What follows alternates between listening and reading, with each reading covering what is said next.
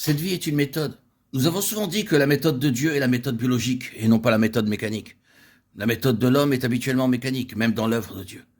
Il fait une machine, il fait un char philistin, une sorte de machinerie, un appareil pour servir Dieu, une chose extérieure, un cadre. C'est la manière pour l'homme de faire l'œuvre de Dieu.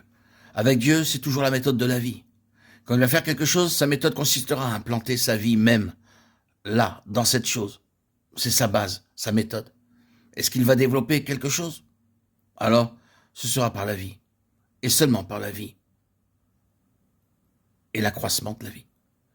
Cela signifie simplement que la réelle croissance spirituelle de l'Église, le développement et l'expansion de ce qui est de Dieu dépendra entièrement de la mesure de vie divine qui sera présente. C'est la méthode de Dieu. Pour tout ce qu'il se propose de faire, c'est sa méthode. L'une des grandes choses que l'ennemi fera sera d'empêcher que cette vie puisse s'implanter en nous.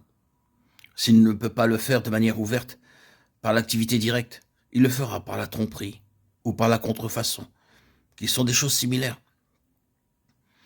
Je voudrais dire cela, c'est qu'il y a un très grand nombre de choses produites dans l'œuvre pour Dieu qui ne sont pas issues de la vie. Il n'y a rien de cela. Il y a de l'enthousiasme, de l'entrain, il y a de l'intérêt, des sensations et des émotions fortes et des débordements naturels de l'âme qui se manifestent, attirés et alimentés, carchoyés et progressant, portés par leur propre élan, se gardant d'être démasqués. Mais vous devrez toujours leur en donner de plus en plus. La méthode de Dieu, elle, est intérieure. C'est sa propre vie. Et quand il obtient un passage pour sa propre vie, il n'est pas nécessaire d'utiliser ce qui est externe. La chose va d'elle-même.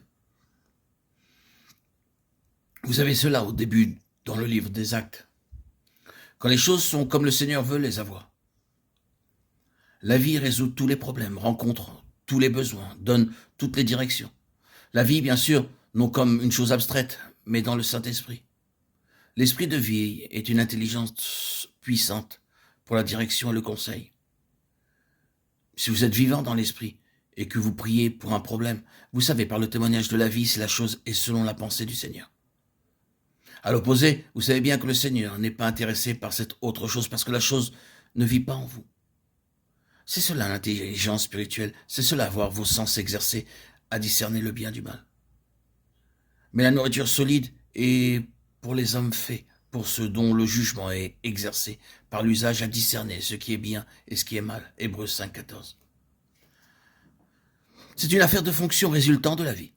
Allez ici et là dans l'œuvre de Dieu et vous verrez que c'est le secret de tout. Les choses qui sont à faire ou qui ne sont pas à faire, les choses qui doivent être faites maintenant ou qui ne doivent pas être faites maintenant, quelle que soit la question, tout se résout à une question de vie, dans l'esprit, dans les croyants et dans l'Église. Bien sûr, c'est encore là quelque chose d'élémentaire. Vous le savez bien, et le diable le sait aussi assez bien que le grand secret de la réussite, c'est la vie. Ainsi donc, permettons-leur d'avoir une apparence de vie, dit l'ennemi, afin de triompher par la mort. Et il triomphe très souvent par la grande arme de la mort, laissant un certain temps une apparence de vie, pour ensuite tout faire dériver de telle manière que les gens ne soient plus prêts à renouveler une telle expérience. Tout n'est qu'un mythe, tout est faux, disent-ils. Et le dernier état de cette chose est pire que le premier. Mais Dieu détient le véritable secret. Actuellement, le témoignage de Tsion est là, dans la vraie vie de Dieu, non seulement comme une nature et une puissance, mais comme une méthode. Si nous sommes préoccupés de l'œuvre du Seigneur, le point sur lequel nous devons fixer toute notre attention sera le suivant. C'est que cette vie ait un accès limpide et sans entrave en nous et dans tous ceux qui sont concernés. Cela nécessitera bien sûr à l'égard de beaucoup de choses l'application de la croix pour les mettre hors du chemin.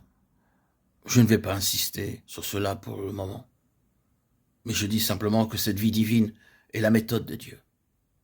Et il en a toujours été ainsi.